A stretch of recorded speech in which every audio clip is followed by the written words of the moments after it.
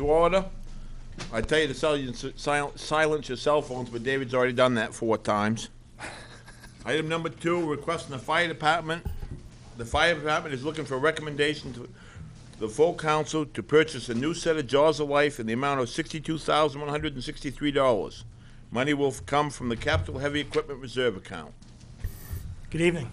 Good evening. Pleasure it is to see you this fine night. Thank you very much. Likewise. Appreciate Thank it. you.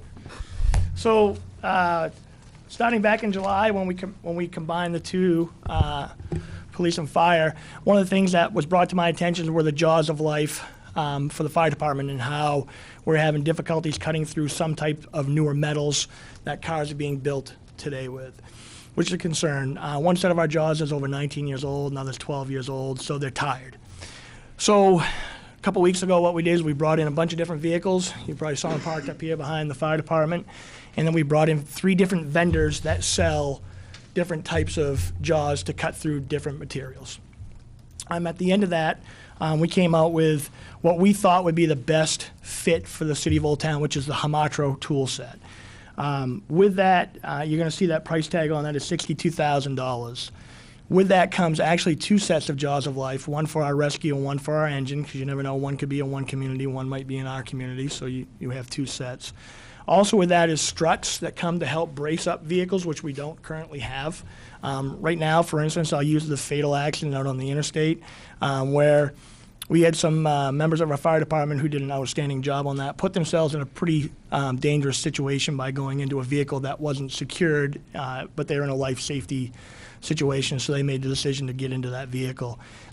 What we currently would have to do is we would use a winch on that situation where it was explained to me we were going to get it around a state DOT truck and then triangulate that to put tension on the car to hold it so it didn't roll. With the package that you have or that we looked at, comes struts where they can prop up and brace that car so it doesn't move. Very quick, and it makes it safer for our folks to get in and get out of vehicles. So when the demonstrations were here and they were cutting through, and I have video, I didn't bring it with me tonight, but I can show that to you at any time and some photos. There were certain metals we concerned about in the new vehicles that were coming out that our Jaws don't cut through. We actually ran into a late model vehicle that was on the lot, and we came to a post that our Jaws wouldn't cut through either. So we're at that point where replacing these is the right thing to do. You know, if you're able to cut one person out of that car, we've paid for this. That $62,000 Hamatros are a lifetime warranted set of tools. So I think we're in pretty good shape. And like I said, we did bring in 3 different vendors. These are the tools that cut the best that our guys used, and so looking to push that forward to council for approval. We have 2 sets now. We do, yep, and you're going to get 2 sets with this. You have a set on the engine, you have a set on the rescue. Okay. And what do you said one's 19 years old now? Yeah, and one's 12, yes. Okay, so what do you think these ones will go? Will they last us like 15 or? Yeah, I would, if we get a pair that are 19 right now, I'm going to bet you they're going to last 15 with a lifetime warranty. Lifetime warranty. Yeah, and the set that we have, nobody wants. We looked at that as a trade-in value because anybody, and we had one company say, you know, I can kind of give you credit on paper for it, but I don't want them. Right. And then another company was like, well, they're not mine. If they were mine, I'd take them, but they're not mine, so I don't want them. So there's not anybody out there that wants them. Right. Well, and I'd be scared, too, that if they're not working for us, if we sell them to somebody else, I don't think we want that liability either. Yeah, I don't know that I'd sell them to another community. I was Right. just looking to get a trade-in value. Trade-in value for them. Okay. I have to ask my standard question, why wasn't this on the budget? Because it was brought to my attention July 1st, after I took over. I don't know why it wasn't on the budget. Should have been, huh? I would suggest there's quite a few things. Yeah, There's more to come, you say? yeah, absolutely. So there's money in the account. Yeah, it's $600,000 in heavy equipment reserve. And what are we looking for? I think we briefly talked about it at the budget. What are you thinking for big equipment coming this year? As far as anything with fire? The big ticket items with fire. I mean, I know with you it's going to be one or two cars, right, police? Two cars. 2 cars, okay, Yeah. so what's, I guess I'd have to look at what the rotation on ambulance and heavy rescue is at. But you got a brand new engine coming. You're gonna be all set there. You got a ladder truck that is good to go. And the only thing would be if we were looking at an additional ambulance. I thought that was 2020. I gotta look at it. I don't know. I don't know where that I don't rotation off the top is. of my head. I don't know. I off the top thought it of my was head out either. there too, a couple more years. The only It is a couple of years for an It is, ambulance. I'm pretty sure. yeah. So the only other thing that I would look at is if we were to explore an additional ambulance. Okay. That's revenue. That's revenue though. Well, I mean, to me, we have a set of this stuff now, and liability-wise, we need to have ones that are working. So, I'll make a motion to recommend this item to the full council to purchase a new set of Jaws of Life in the amount of $62,163. I'll second it. It's been moved and seconded. Any further discussion? All in favor? Need a motion to adjourn? So moved. Second. All in favor? Thank you. Thank you, Chief. So next committee meeting is Public Services, which is Councilor May, EJ, and myself. I'll call the Public Services Committee to order. We have 2 items on our agenda. The first one is the property at 159 Perkins Avenue. And staff is looking for a recommendation to the full council to approve the demolition of the structure at 159 Perkins Avenue and donate the vacant lot to the Habitat for Humanity. This property was donated to the city by Wells Fargo Bank. Travis? Yes. Back in your April 3rd council meeting, the council accepted the property from Wells Fargo as a donation. They actually paid all back costs in full at the time of the donation, and if you remember right, that's the property that they made a $10,000 donation with it as well, Right. that we've used on some of the other properties. We've been through the house, Dave Russell and I, and Dave also went back with Lynn Lufkin, who is the general contractor for Habitat, and they were looking at potentially whether or not it was feasible to rehab the structure that's there. And what they came out of that was their opinion, he could expand on that, but their opinion was that it was not rehabable in the state it's in. Somebody started gutting it, and I don't know if they figured it was too much. It's been gutted right to the studs, and I don't know if they figured it was too much or what, but they walked away from it, and Wells Fargo wound up with it. So that's how the path where we get it from. So we've had some initial conversations with Lynn Hempen, who runs Habitat, and they are looking for another lot to potentially do, and it's early in the conversation. We certainly could come back to you with some plans before you made the decision to actually donate the lot. But at this point, we're looking at trying to take the house down to create a space, because that lot's pretty good size for an in-town lot, and they're looking to do something innovative in doing some kind of a multi-unit structure there. Of course, it has to be ownership with them, so it can't be like a duplex that's rental. But she's not sure what it would look like yet. She's thinking condo type, 4-unit or something like that. But it's very early in what it would look like, but they are very interested in the spot to do something for additional affordable housing. So. Okay. So I guess my question tonight, you're just looking to get a recommendation to demo it and don't worry about the donating? Is that what you're saying, or you want both? Well, we put it on there as both because we want to have the conversation with you to make sure that the council's interested in going in that direction. Right. But either way, the property doesn't, by estimation of people that know more about it than I, as far as the rehab stuff, doesn't appear to be a good candidate for rehab. So, Gotcha. Taking it down means we can take it off the tax roll, the insurance rolls, means we don't have that hazard there. Right. So So you plan to take the building down? we would bid it out And- for demo, yep.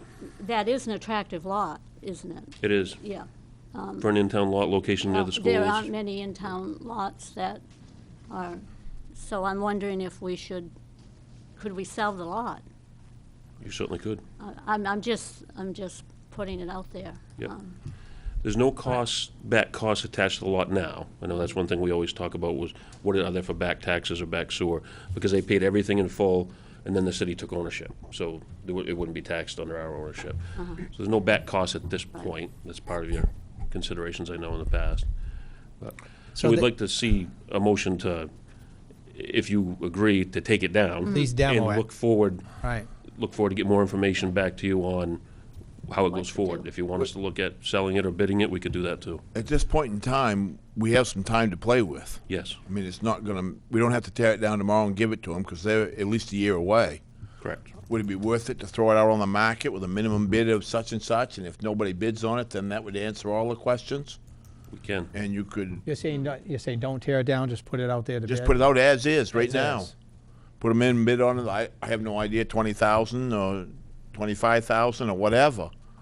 You'd save your demolition costs that we're gonna pick up, and you'd make a few bucks on it, and if nobody bids on it, then tear it down. Is it a danger now? Is there any issues, We just have safety to make issues? sure it's secure. Yeah. Dave? I just want to make sure that, let's just say we go through the winter, I want to make sure that we don't, I don't think you wanna go through the winter. you think you can get, how long would it take to do bids and all that? We could have it in the Times next week, and we usually run it for 3 weeks.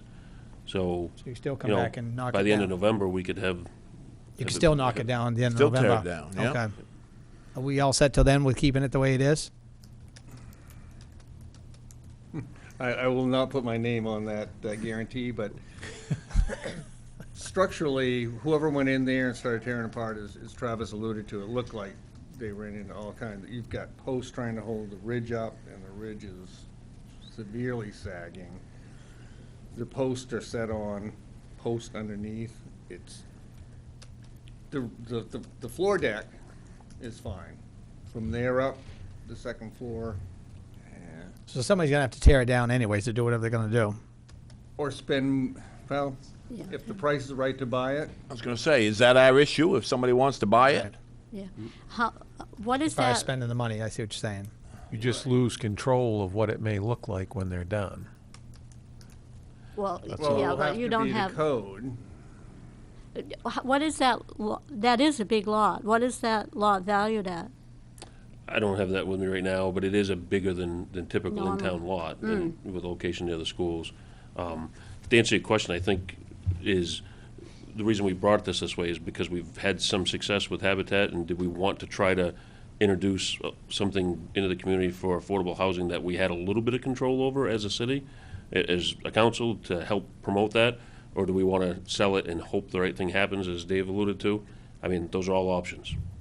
So, we're looking for direction from you, what you want us to do with it? And from what I've seen, I've toured the building twice, if somebody thought they could save it, walked away They would from have it. done it, Right. yeah. But, If you'd love, I mean, can we just, I'd love to go walk through it and see what you think. well, could, I mean, can we just table this till the committee next month? Sure. And that gives you time to put it out to bids, 3 weeks, and then we bring it back. You and I to can the go committee? look at it? yeah, and then we could look, and could we look at demoing the building and selling the lot, too? Good, yep. Because, as we've said before, in-town lots are at a premium. And that's a fairly attractive location, So put it out for bid as is, right now?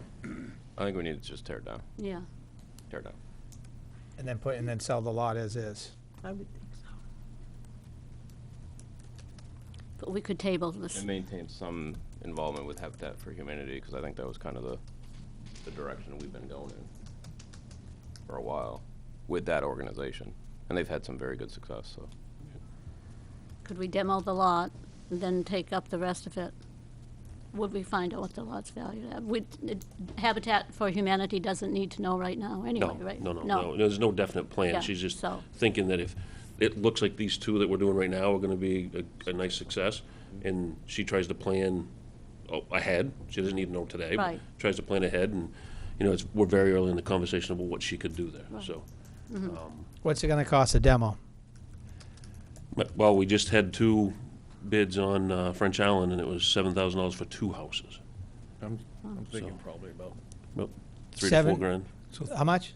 Probably 3,000 to 4,000, 3,500 to 4,000, just guessing on what we've had for other bids recently. Okay.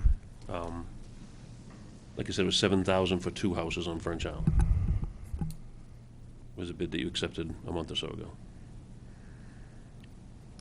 So basically, it sounds like we want to, from the committee at least, we can make a recommendation to the full council to approve the demolition of the structure at 159 Perkins Avenue. And that'd be stopped at that point. And then in the interim, Councilor Peterson and I can go over and take a look at it, and then he'll have more information. Right. So by the time, we'll have to bring the demo bids back anyway, so by the time we get to the next meeting. Right. We'll have that on the table, you guys will have looked at it, Yep. so you'll have the information you need to decide what direction you want to go in. Perfect. Somebody second it? EJ can second it. Okay. Okay. It's been moved and seconded. All in favor? Yes. Okay. None opposed. Thank you, Travis. Thank you, Travis. David, I think you're going to want to stay. No, I don't. Good try, though. Good try. The second item on our agenda is the apartment registration program. The city manager and code officer will discuss a possible apartment registration program. Thank you guys for putting this. I know we've talked about it before, and we just wanted to bring it up again. So I appreciate you guys doing this, and I know you also met with Orno to see what they do. So if you can just let us know what you got. We met with Dave Mylan and Bill Murphy last week just to see how their program's going. I know one thing in the past, you'll see this extract report that I had Travis run. You know, we can go through and you can see on the right-hand column, this will list number of dwelling units at each one of these locations and who the owner is. So we have that capability right now. So this is all apartment? Yes. From 2-unit to 24-unit. As you get towards the back, there's some of the larger building, 28-unit, 50 dwelling units. They all, So we have 1,813 individual units. Yes. And 430 total buildings. they're all occupied, or yes, no? Well, that we don't don't know. really know. That's Thank you. Yeah, one of the parts of that that's important to understand is we don't know if those are rental units or not. So a 2-unit can be someone's house that they have an in-law apartment on it. Or it could Yeah. just be a duplex that their Right. college-age child is living in, which we have some of those around. Right. So we don't know if they're rentals, we know that they're multifamilies. Okay. Once you get up into the larger 3 and 4 and Right. 28, then obviously those. But at least, Well, does the registration answer some of that? Not really. Apartment registration? so, I mean, Because once they So- register, you don't, beyond that, without going there on a weekly basis, I mean, just because you get that initial registration, it's just like printing this owner's list out. Unless you're gonna check that on a weekly basis, you're not gonna know if that person's maintained that lease, if they're there, who's changed. do you think these are the real owners of all these? That's Those are what the we real send, owners, yeah. They are. we send the tax bill to, Okay, okay. of every one of them, so. All right, so we have the capability of at least knowing who owns the things. So at least that's step one out of the whole process. We at least have that. So Then we how gotta look does at Orno enforcement. handle, what does Orno, what did your meeting with Orno, what did they say? What do they do? Well, they charge $25 per apartment. And there's a registration form which the person fills out. The biggest kickback they've gotten so far is the folks who have the apartments are kind of looking at it as another tax because they're saying we're not getting any value for our $25. We're paying a registration fee for what? And so what Orno's trying to work towards is having somebody be able to inspect for life safety issues with those apartments. So at least if people are coming, whether it's university students or whoever, to look at that apartment, they know that there's working smoke detectors and all those issues they can have. And it also helps the landlord because they'll have that information if there ever was a fire in there. After that inspection was done, they could have proof that that actually was working on the date that whoever it was comes to inspect it. So that, I'm sorry. Isn't that kind of important to know, I mean, if there is a fire, say, it's important to know if someone is occupying the building and how many, and, I mean, that's important. Aren't those life safety issues that you need to? It's certainly the more information you can have that could help with that. Yeah.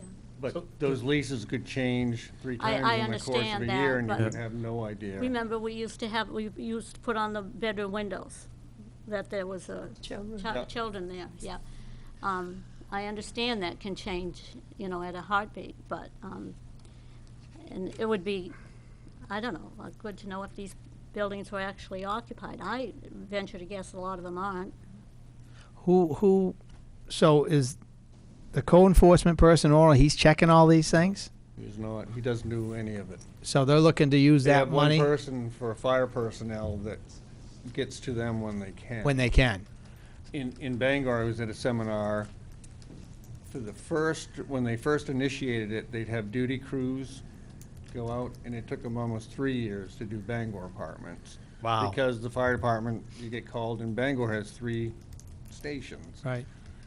They now have 2 personnel that are fire personnel that work out of City Hall, and they're looking to hire between 4 and 6 more if they want to be able to do these annually. Wow. We did some rough numbers. To do these in a year, I'd have to do, or someone would have to do 36 units a week. And that's To get them all done in 1 year. in 1 year. You're So- not going to get into 36 units in a week. Well, I mean, you got to get to landlords No, and but Right. I doubt that. is the fee, somebody was telling me the fee that Orno's hoping to charge, or that the due charge is going to help pay for somebody to do? they want to offset the cost of someone doing the inspections with the revenue from the fees. We did a rough number, 25 a unit, it was 45,000. Well, I don't think it's ever going to, I don't think the fee's going to cover the cost of doing that.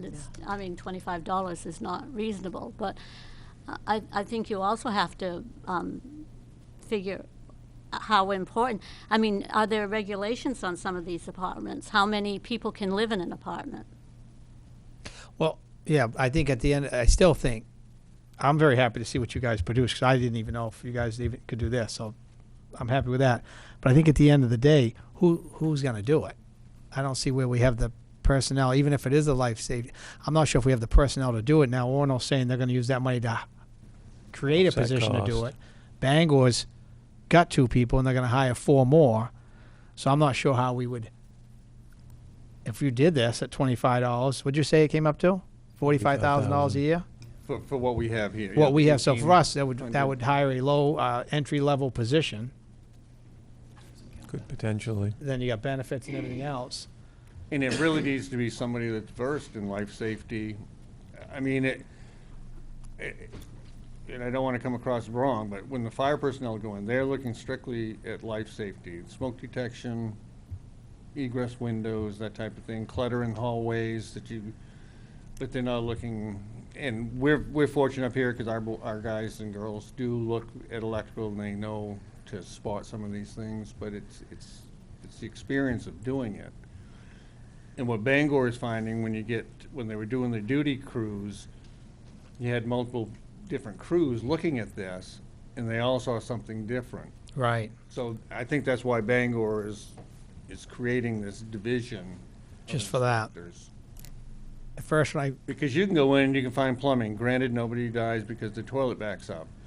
But there are sanitary issues that, you have sewage in the basement, and there's a whole host of things that can create a life safety issue. right. No, I mean, when EJ and I first talked about this, we said maybe have university students do this, but you can't do that. That's not gonna, that they have no experience doing this. Okay. Now, and I just want to add that second week, third week after school opens, all the parents start calling me. I've done 10 or 12 inspections. They were all single-family houses. I've had no calls from multifamily this Really? year. Last year, it could have been different. Right. And a lot of those are the parents that their kids come up, rent on their own, and then they walk in and think, oh, because they're coming from Delaware, Manhattan, and the standard of living is not. Some of what they're looking at is unfounded. A lot of it's smoke detection. Right. I will say that. A lot of it is smoke detection. It's inadequate in the buildings. So what would be, looking at you two, you three, if the council wanted to go ahead and feel this is a priority, how would we do this? I haven't even gotten there yet. Well, You're but- gonna have to have somebody do inspections. Right. I We'd have mean, to, that's- basically, we gotta hire somebody to You're do gonna it. have to consider it. But I don't know who here is gonna do inspections. Well, he can't do 36 inspections a week when he's got everything else going Nobody on. can. No. Even if you hire somebody, I'm not sure they're gonna get that done. No, No. and It you just won't. can't. Exactly. Because you're gonna have tenants that have obligations and can't be there, and they don't want the landlord letting you in, and, Right. which they have that right. They have that right, yeah, and it's, I think it's kind of, some of it is our responsibility to provide safe housing. I mean, if we're gonna have, that's just the way I feel. Obviously, it's not, but, I mean, we've got some of these apartments that we know there, too many people are living in them. And it's just Well, not safe. our And ordinance says no more than 3 unrelated people. I know what our ordinance says. But if then- you have a 5-bedroom house, why does that make any difference? Is there a magic number of unrelated? don't- If you have I'm- 5 bedrooms, you should be able to have 5 people. 5 people. Well, Right. that's right, but if you've got a one-bedroom apartment, And they you got can't 6 have 8 people in there, Yeah. which, yes, they Yeah. do. They do, and that's just not, Unbeknownst to anyone. well, right. it kind of is known because you see them, you know. see the Yeah, vehicles. yeah. But And- that's difficult also. But, and oftentimes in our community, it's children that are in these, small spaces, and that's bad. And it worries me. I just think there's, well, okay, for subsidized housing, do they have to be inspected? They're inspected by the housing By the authority. housing authority, from their, yes, because I Or know, do we have any list of the housing that's subsidized? Do we have that list? No. You do the owner, the owner-controlled buildings, but for Section 8, we don't know that. We don't know that. Could we find that out? Is that public information? We can ask Ms. Miller and see what they're allowed to release, I'm not sure. Yeah, but I mean, I would think they could list the unit and maybe not the people who are living We'd, there. we'd know how many units the Old Units, Town right. Housing Yeah, that's what I Authority mean. has. and I Yeah. know they get inspections each But- year, I know that. But the thing is, we know the owner-controlled. Yes. They also subsidize housing in your apartment building or your apartment building as well. Right. And the one thing that's not on this list that I don't know how we figured out, but we have to work on figuring out is the single-family rentals, because we have a significant number being a college town where people are buying single-family homes and parking 5 or 6 college students in it for Right. 4 years, and they graduate and another group moves in. So Right. that's an issue that won't show up on this list. So, I appreciate the list. Anybody else have anything? Well, I don't think it's a bad idea to maybe, we did kind of throw this on Bill and Dave, again, just to, if you guys could just think about how we would attack this, if this is a priority that the council, if that means hiring somebody, if that means paying firemen that are, firefighters that are off duty, paying them overtime to do something each week. You know, people in their spare time, they get paid, but they're not actually doing it. I don't think that would work, 'cause they're busy enough as it is, and they work a lot of overtime, so I don't see that happening. So I think we're heading down the road of hiring somebody full-time. I'll reach out to some other communities. Bill set it up with Orno, and the So- seminar is at with Bangor. But I can Bottom reach line, out- what does Orono do then?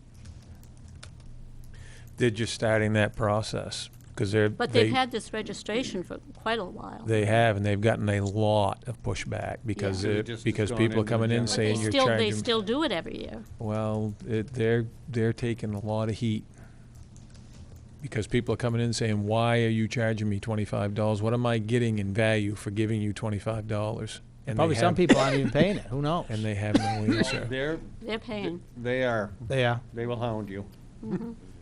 They'll get it. And I do know our disrupted property ordinance seems to be working, correct? I think it's working very well, and fortunately, Chief takes care of a lot of that. We haven't gotten to the point yet where I've been called in But we did have a unit on Brunswick Street that they gave her an ultimatum. This is the last time we're coming here. This is what you need to do. She did it. There's been no more problems, and Or it might be worth communicating that somewhere, so if someone's living next to a place that's difficult, say, here's the steps you take to at least alert us to the issue, so we can follow up and maybe try and tighten the turnaround time from Right. Yep. becomes an issue to the first call, first visit, first letter. And then, does that ordinance include any type of parking, number of parking spots? it does not. So I've heard complaints from residents in town where People up on the parking tends lawns and to stuff. expand, and then in the spring it's It's a mess, tearing and, up the lawns and. and Another couple unfortunately, weeks. even if you held it to Yeah. 3 unrelated persons living there, 3 of those can have 3 friends, and all of a sudden now you got 9 cars, and Right. the landlord's having the front yard plowed, and but I do understand your concerns. Well, in another couple of weeks, they won't be parking on the street anymore, and that's when you see the problem. Then, So I think in a lot of places you see, as a city, spend a lot of money in our right of way, and then come spring, Right. we're back. It's a fixing mess. it. Yeah. So it might be worth to address that with something. The thing that nobody's mentioned too is if somebody complains about an apartment, whether it be a tenant or a next door neighbor or something like that, then we're obligated to inspect it and verify Absolutely. that it's up to code or whatever. and the thing is to call every time. That's what the neighbors need to know. That- And that's what I And the hear. tenants, if, you Yeah. know, if you're living If and you you're in think the you're in a same unit, in the substandard same- apartment, call the city, and the city will go inspect it and tell you whether you're living in a substandard apartment or not.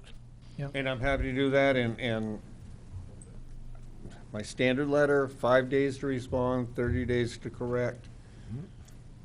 And I have good compliance. Yeah. But the people, they're hesitant to call. They don't want to But start they don't trouble. want to lose their apartment. Right. Yeah. So what do you want to do? You Okay. want to table this? I, until- well, I have Well, something I- I think I need to, I know I'm not on the committee, but if I That's could all have right, permission to absolutely. speak. When we're looking at this, I think you need to look at this from the 5, 10, 15, and 20-year perspective of what this looks like in real tax dollars if you're going to hire somebody and what it's going to cost you for 20 years. And then you have to look at what we either have to sacrifice, cut, or tax to cover that. Okay? Because for me, it's a great idea that the city could come out and inspect everybody's stuff every year. I think that's unrealistic. I think you're not going to hire 1, you're going to hire 2, 3, or 4. I think if you take that on, the cost will it'll become its own division and department within the city. I don't think we're looking at a small thing. And so I think, well, where does this problem arise from? Is there substandard housing? I'm sure there's substandard housing in every city across the state and across the nation. And so I guess the value we're going to get out of this, how much kickback are we going to get out of this from landlords? And then over the next 20 years, if you spent $45,000 a year, you're looking at close to $1 million of taxpayer money invested. And what are we as a city going to get out of this, and other taxpayers in the city going to get out of it? And so the question becomes, that $1 million, where could it have otherwise gone? So that's my perspective on it, and I'd like to see that. If we're going to really look at this, I think we need to look at it out and forecast it out and say, you know, wages are going to go up by this much every year, and we're going to have to look at it and say this is the true cost of this program. Not next year we can do it for this dollar amount and throw a spitball at it and see what happens. So. And realistically, to do this every year, smoke detectors have a 5-year, typical smoke detectors have a 5-year lifespan. Most of the apartments that I go into, it may not even be smoke detectors. Everybody's happy with those until you go in there and, well, there's the box and the wires hanging out, but there's no smoke detector hanging out there. That's an issue. It's not feasible that you would be able to do it every year. I mean, that's not even feasible. But And if I you don't could, think- but if you could go rotate through these 1,800 every 3 years, you would be doing very well. And if we make people aware that if they are living in substandard housing, they need to let you know. But I As I say, typically 2 to 3 weeks after school opens, I get a lot of phone calls. Yeah, well, I'm sure you do. I guess to close, I appreciate you doing this. I would appreciate us, still working on it, because I think I'll reach it's out really and- important. I think that our neighborhoods are, it's sad when you walk through some of these. Some of them are coming back fairly nicely. Some of our neighborhoods still need a lot of work, and that worries me for a lot of reasons. And so, Absolutely. thank you. Thank you, guys. May I have a motion to adjourn? So moved. All in favor? That's that one. Okay, the final committee meeting is Economic Development, which is Council Roach, Klitsch, Nuttall, and myself. And then we'll be moving on to the regular council meeting. Call to order the City of Old Town Economic Development Committee. Call to order, please silence your phones. The one item on the committee this evening, we will review the business loan program lender agreements. I've asked Brent Folster to join me because he's been working for a long time on this with us. He, along with Steve Pelagion at Penobscot County Credit Union. So these programs, as you'll recall, were discussed with you quite some time ago, and they had your blessing at that time, but since quite a lot of time has gone by, while we have perfected the participation agreements, I thought it was best to bring them back to you for a quick review before we go forward with them. Let me just hit some bullet points, and then I'll give Brent a chance. There are two programs. There's a regular loan program that would potentially loan a significant amount to a borrower. And then there's the business equipment loan program, which would be much smaller loans. And our cap would be $5,000 worth of interest subsidy. And in all likelihood, the amount of subsidy that would be given to a borrower under the equipment program would be much less than that. That program would only last for 3 years, and depending on how much they borrow and how they amortize the loan, we would reduce their percentage rate by three basis points. So typically, my experience dealing with a similar program in the past, a subsidy total would be, anywhere from $1,000 to $3,000. Correct. The regular business loan program, or both, partner with two Old Town lenders, Penobscot County Credit Union and Camden Bank. The lenders will use their application and underwriting requirements. They're responsible for monthly billing and collection. The program is designed to meet needs of low-risk applicants who may not fully meet the lender's collateral or debt-to-income requirements. But we still would expect any loans to be made to solid, qualified borrowers. The city and the LLC would need to approve all loans once we get a recommendation back from the lender. The recommended cap on loans, we've allowed as much as $50,000, which is consistent to the way it's been set up, but we're really encouraging loans of much less than that, probably more in the 20,000 area is where we'd like to cap those. We'd be tapped out real fast at. Yeah.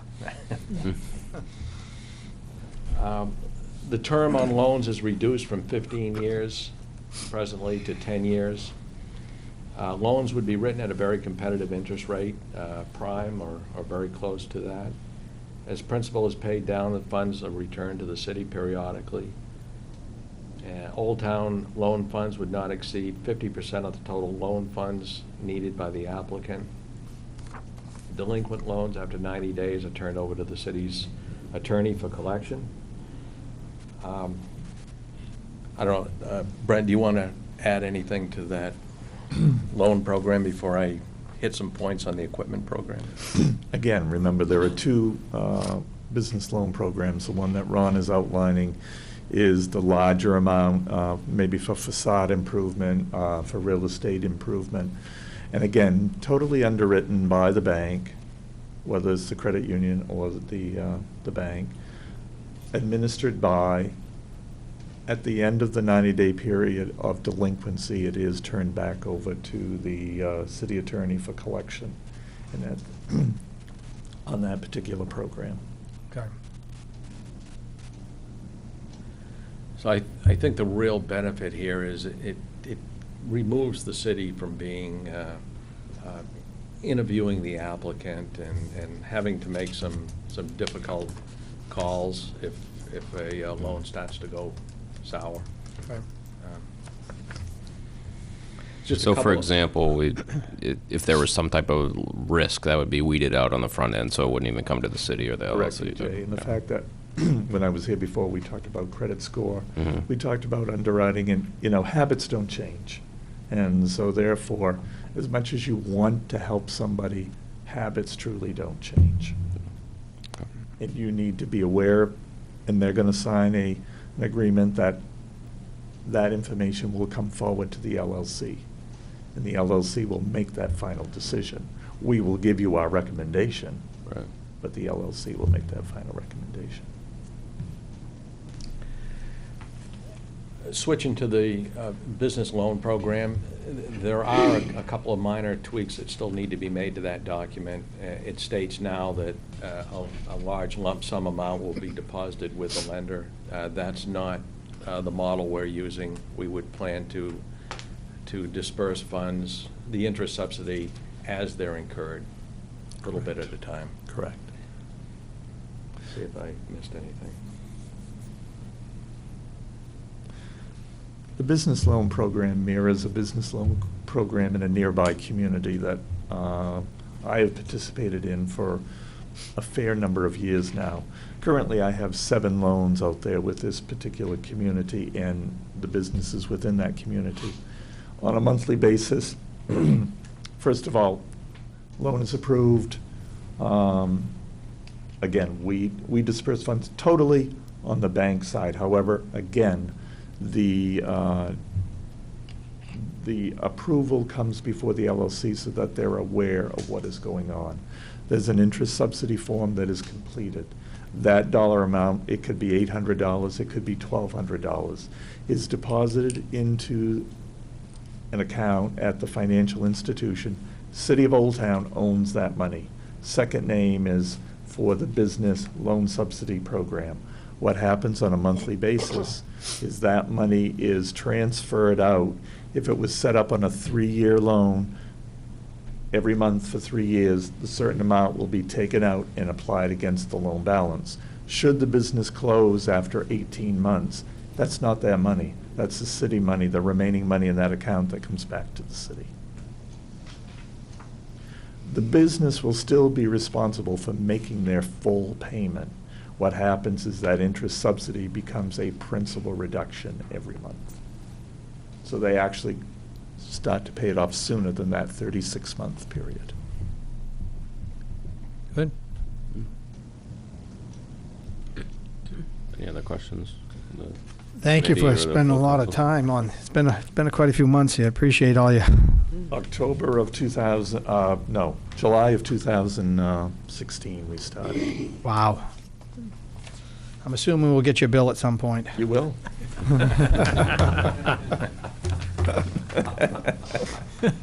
Thank you very much. It will rival Ed's. Entertain a motion to adjourn. So moved. Second. All in favor? Adjourn. Okay, we're going to move on to the last meeting of the night, the special council meeting. I call the October 16th, 2017 special council meeting to order. Flag salute. John, please.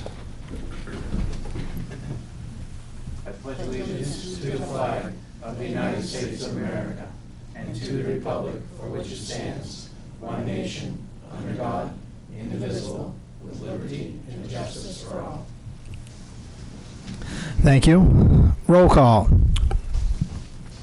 Silent roll call has been taken and a quorum is present. Okay, is there a motion to approve the minutes of the October 2nd, 2017 regular council meeting? So moved. Thank you. Is there a second? Second. Discussion? All those in favor? None opposed? You got an agenda? We're sharing, it's okay. Okay. Petitions, communications, citizens' requests. At this time, is there anyone from the audience that would like to discuss an item that is not on the agenda? If so, please come forward, state your name and address. Wow. I don't think he's ever come up during this time, has he? Always looking for the spotlight. No, I'm going to give kudos to the city solicitor. With his hard work and what I did, we were able to clean up the property over on French Island to Oh, my yes. satisfaction. The neighbors all seem pleased at this point in time, but I do appreciate Mr. Barrer's Very nice. help on that. Thank you very much. Appreciate it, guys. Okay, no one else. We'll move on to reports. Council President, tonight we do have a few guests here that were going to come up to the podium and state their name and what company they're with that will, are going to speak on behalf of the Charter change. charter change. Bill, do you want to introduce them? Or? I'm not sure who's going to come up. I believe Jack Bosch from Con Edison is going to be the first person to come up and speak. Okay. Here. Right up there, thank you. Good evening. My name is Jack Bosch. I am the general manager of Con Edison Solutions. We are part of Consolidated Edison group of companies, which is best known as the electric utility that serves the city of New York.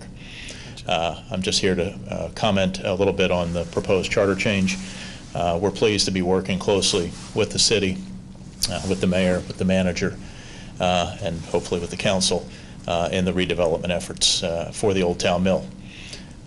We believe that what we understand about the charter change that you're considering will give the city, again, the manager and the mayor, a lot of flexibility in how to best invest taxpayer funds to achieve the best result for the city and all of its constituents in the redevelopment effort.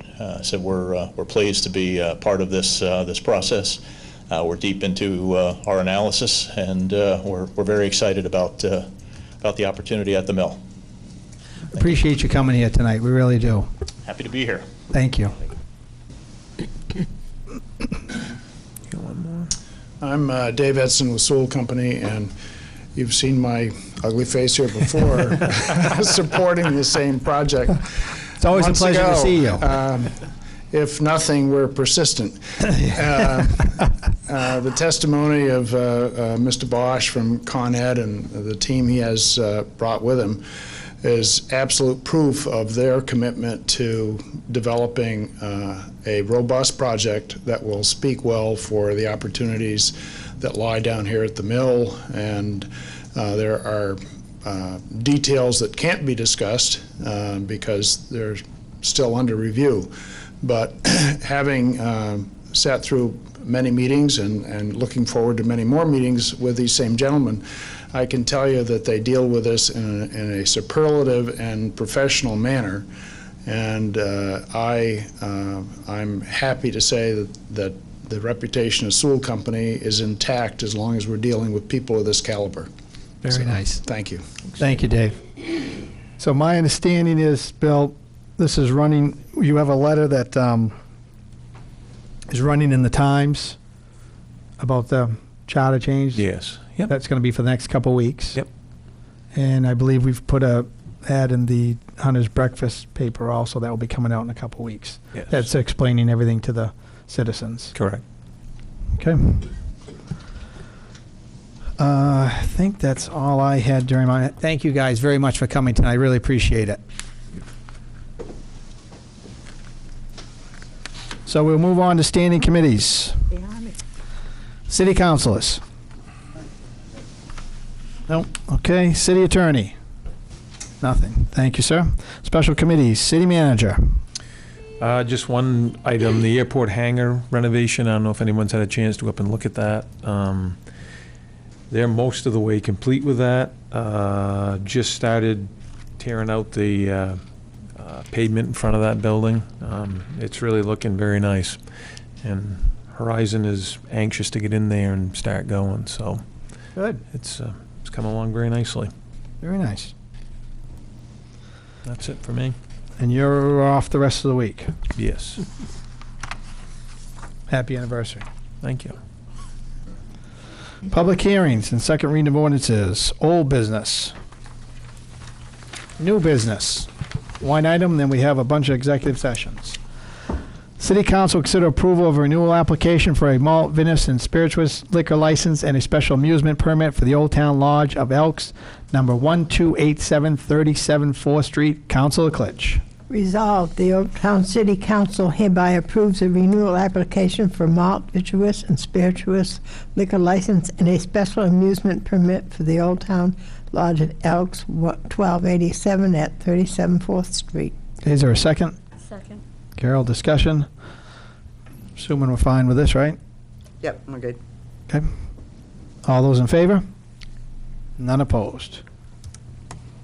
Okay, moving on. The City Council consider going into executive session for the purpose of discussing an economic development item. Councilor May. Resolve the Old Town City Council hereby approves going into executive session pursuant to Title I MRSA, Section 405, Section 6C, for the purpose of discussing an economic development item. Is there a second? Second. EJ, discussion. All those in favor? None opposed. 6-0, and the time is 7:21.